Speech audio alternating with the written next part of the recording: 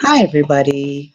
I am Simone, a speaker, author, consultant, mentor, advocate for personal power and social justice.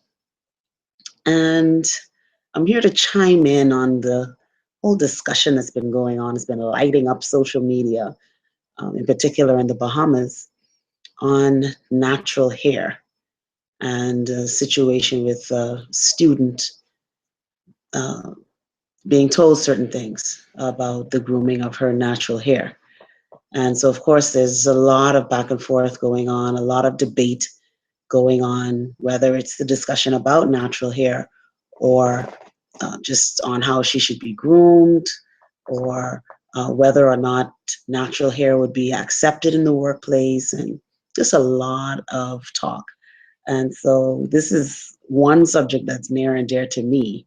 And I really wanted to just chime in on it from a number of different vantage points and to even extend it beyond natural hair, but to also include things like body image and the other things that women, and in particular Black women, I feel face in the past and today.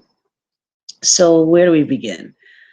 For me, my natural hair journey began several years ago. I'm thinking probably about 16 years ago, maybe.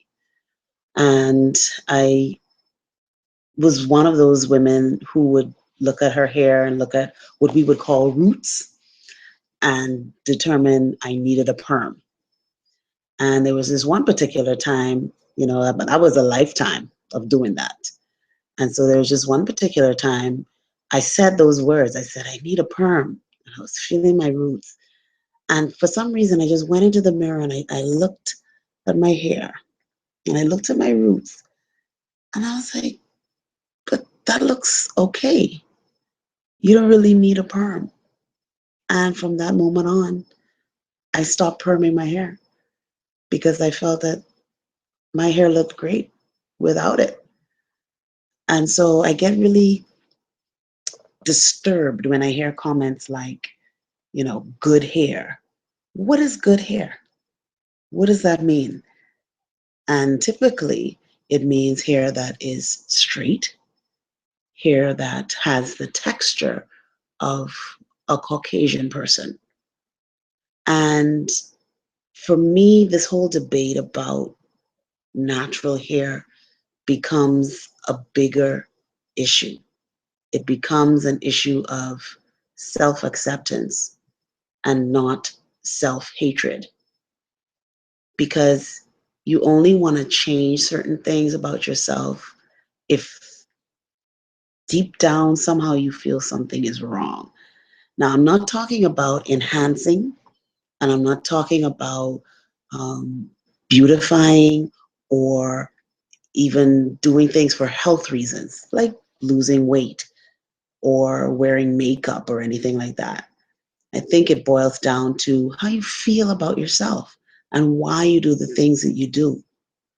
And so, if you really search back on the historical aspects of perming and straightening hair, it really came from a place of people trying to fit into a world where they didn't feel that they fit. And so they felt that in order to assimilate, they needed to look like the people that surrounded them the most.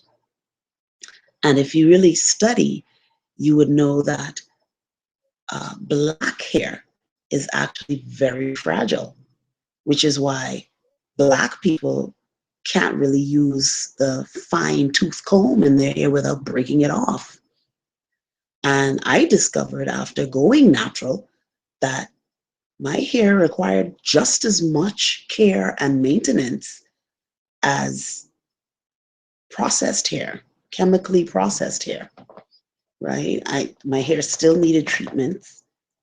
I still needed to protect it um, for sleeping, still needed to wash and groom and oil and all the other things you needed to do to maintain a healthy head of hair.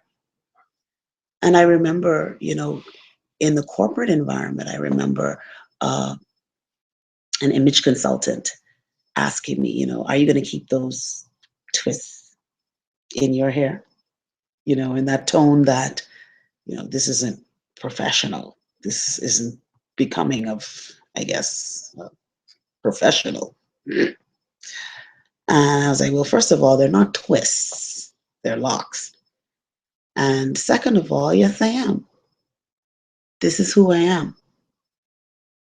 How I wear my hair doesn't detract from what I know, and it doesn't detract from who I am. What is the real issue is your perception of people who wear natural hair. And the perception of people with dreadlocks is that you smoke weed. I think that's pretty much what it is. And, I've had people, people who call me Empress and, ask if I'm a Rastafarian, especially if I tell them, well, I don't eat certain things. Oh, are you a Rasta? No, I'm not a Rasta. I wear locks because I do not want to chemically process my hair. I want to wear my hair exactly how I was born. And that's really it. That's the reason why I don't wear a lot of makeup on a regular basis. I prefer to be natural. Now, studies show that if you wear more makeup, you are considered to be more knowledgeable. And there are occasions when I will wear it. If I'm doing a photo shoot or whatever, I sometimes don't recognize myself. But that's not the way that I would carry myself on a daily basis. Now, as a human resource professional, I do understand and acknowledge that certain companies have certain policies regarding grooming and hair and dress codes for their workplace. And they have every right to do so. And so a prospective employee also has the right to decide if they can live up to those grooming standards or not. So if your convictions about your hair is more important than a particular job or working for a particular company, then you're going to choose your hair over a job. And I know people who have done that. I know of employers who've asked people to cut their hair and they said, I'm not. I'm not prepared to cut my hair. I'm not prepared to shave off my beard or any of these other things. And so I walk away from the job. Not everybody does that. I also know people who are, for instance, Rastas who opted to cut off their locks for a job. It's people's personal choice. That's the bottom line. And so all of this nonsense that we hear about people saying that natural hair can't work in a professional environment, that's nonsense.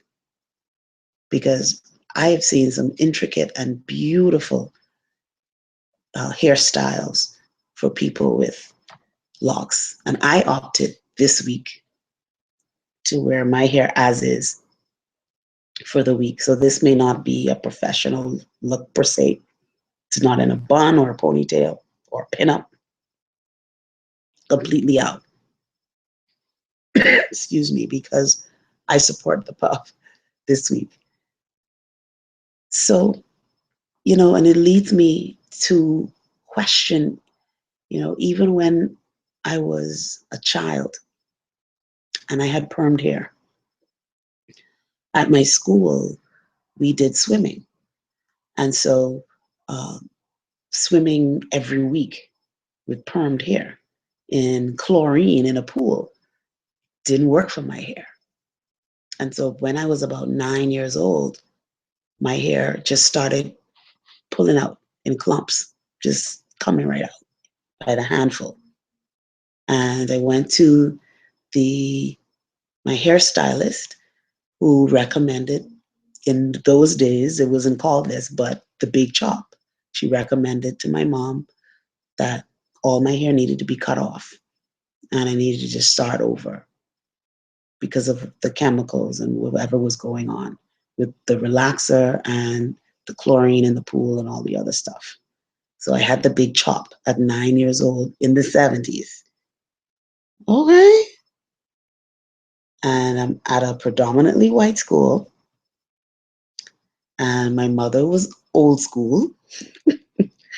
So she decided, old school says that you gotta catch your hair and plaiting your hair down is catch your hair. So my mother just proceeded to part my hair. You see how all this is parted like this? So imagine my hair being this long. My mother does all these parts in here, and she does every little puff with a colorful rubber band in all the primary colors: red, blue, yellow, green, over my entire head. So if I were a 21st century child, that would have been very hip. But I was not a 21st century child. I was a 20th century child. So deep in the 70s, in a predominantly white school, I was called Kunta Kinte for the longest time. And then I didn't really get it. But I knew it wasn't anything positive, the reference to calling me Kunta Kinte with my little afro puffs and rubber bands all over my head. And then that started to grow out. And then I got scary girls. That's what I have to call them, because the grease and the oil on those things was scary. Oh my gosh. So I went through that phase and ended up transitioning right back into perm. But I remembered being called Kunta Kinte because my hair was in those little puffs that my mom did. And then I started thinking about body image. And even as a child, again, at this school being called, you hear the song, Fatty, fatty, 2x4, can't get through the bathroom door, or whatever the song was. Now, I was what you would call today solid. Now, I just learned last week, some young people taught me this word, fluffy. So that's why this video is called I Support the Puff and the Fluff. Because apparently, if you are solid or full figured, you're fluffy. That's the new term for it. So I'm fluffy. And so I was always bigger than the people who were in my class. Bigger, more. I was heavier chested. I had butt. I was shapely, but I was full figured. I mean, full figured, but then like a size 12 or 14, 14 at the most.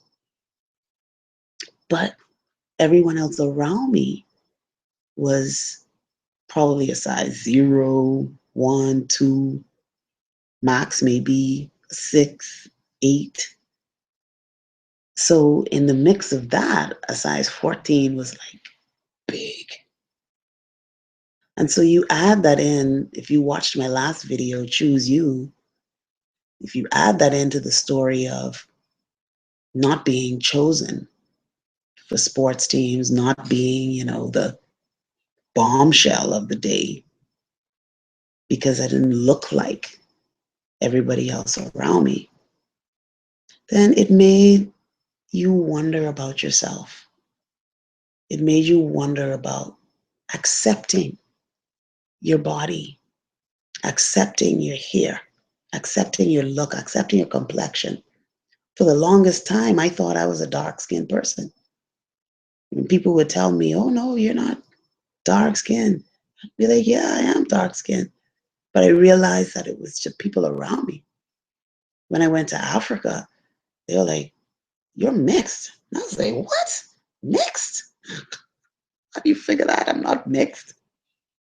But they can see the traces of the mix in the bloodline. They could see that.